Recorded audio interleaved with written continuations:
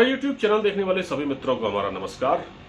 जिस दिन भारत ने 59 चाइनीज ऐप को प्रतिबंधित किया था, उन पर पाबंदी लगाई थी, उसी दिन हमने कह दिया था कि इसका बहुत बड़ा संदेश पूरी दुनिया में जाएगा और हो सकता है कि दुनिया के बाकी देश भी इन ऐप को अपने यहां से हटा दें। उसके बाद भारत ने 47 और ऐप को हटाया जो चाइनीज ही थे।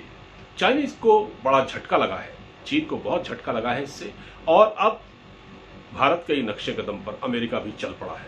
अमेरिका ने भी वीचैट और टिकटॉक से किसी भी तरह के लेन देन पर पाबंदी लगा दी है और ट्रंप का आदेश है अमेरिकी राष्ट्रपति का कि 45 दिन के अंदर ये दोनों ऐप हट जाने चाहिए, ये अमेरिका में दिखने नहीं चाहिए कहीं भी। ये बहुत सख्त आदेश दे दिया है और जाहिर है ये टिकटॉक की तो बहुत बड़ी मार्केट है।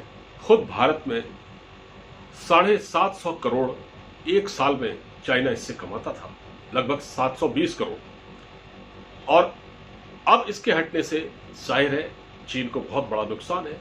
और आप ये सोचिए कि अमेरिका जैसा देश अगर अपने यहां इस ऐप को बैन करता है तो आप ये समझिए कि कितना बड़ा नुकसान होगा। तो इससे एक बात तो पूरी तरह से साफ है कि अमेरिका और चीन के रिश्ते बहुत नाजुक दौर में दाखिल हो चुके हैं। अब या तो जंग होगी या फिर सुलह होगी, लेकिन सुलह का जो इम्कान है वो अभी दूर दूर तक नजर हमें नहीं आ रहा है। अमेरिका ने चीन की आर्थिक कमर को तोड़ने का फैसला कर लिया है।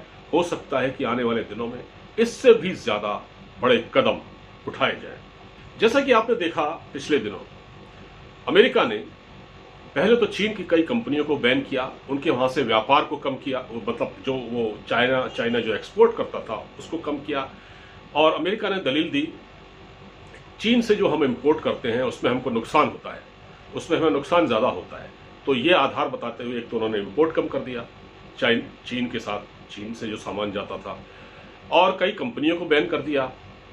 इसी तरह फिर उन्होंने जो दूसरा कदम उठाया वो ये था कि उन्होंने ह्यूस्टन में जो उनकी एम्बेसी थी, चाइना की वाणिज्य दूतावास था, उसको बंद करवा दिया।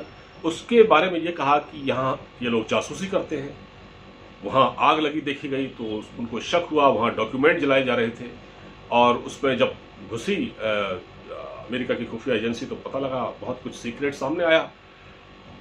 तो उसके बाद पलटवार किया चीन ने भी जो चेंगदू में दूतावास था, वाणिज्य दूतावास अमेरिका का, जो कि एक तरह से वहां तिब्बत के इलाके में पड़ता है, जो तिब्बत का जो जिस पर चीन ने कब्जा किया उस क्षेत्र में पड़ता है, तो उस दूतावास को चीन ने बंद करा दिया। और चीन ने आरोप तो नहीं लगाया कि ये हमारी खुफियागिरी करते हैं, लेकिन ये उनका अंदर से मानना यही था कि कहीं ये जो तिब्बत से जुड़े कुछ जानकारियां हैं, तिब्बत से जुड़ी कुछ मालूमात है, ये लोग इससे यहां रह के ये हासिल करते थे।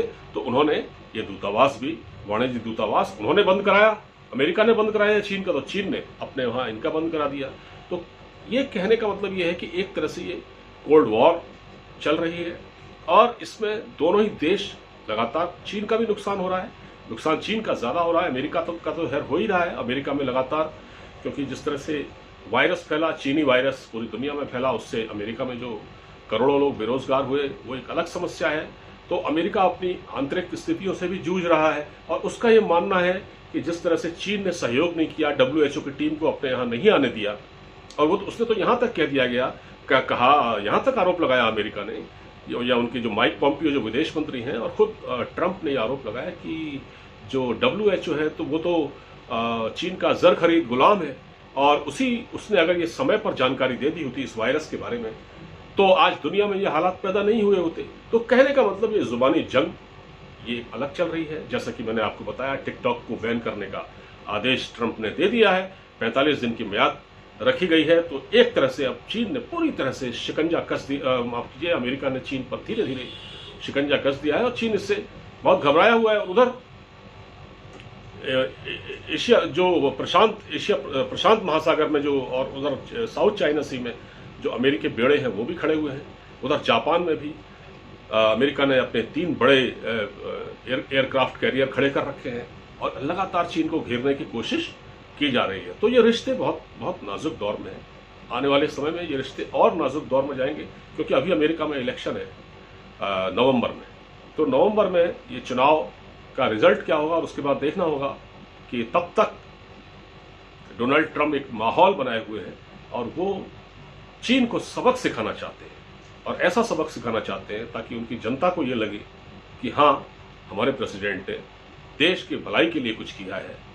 जिस वायरस की वजह से, चीनी वायरस की वजह से अमेरिका को पूरा शक है कि ये वायरस चीन से ही फैला, तो ये पूरा माहौल चीन को घेरने के लिए अमेरिका लगातार बना रहा है और रिश्ते बेहद बेहद कड़वाहट, रिश्तों में बहुत कड़वाहट हो गई है। फिलहाल इस वीडियो में इतना ही। अगर आपको जानकारी अच्छी लगी हो तो इसे शेयर कीजिएगा और मुझे इजाज़त दीजिए। अपना ख्याल रखिए। नमस्कार।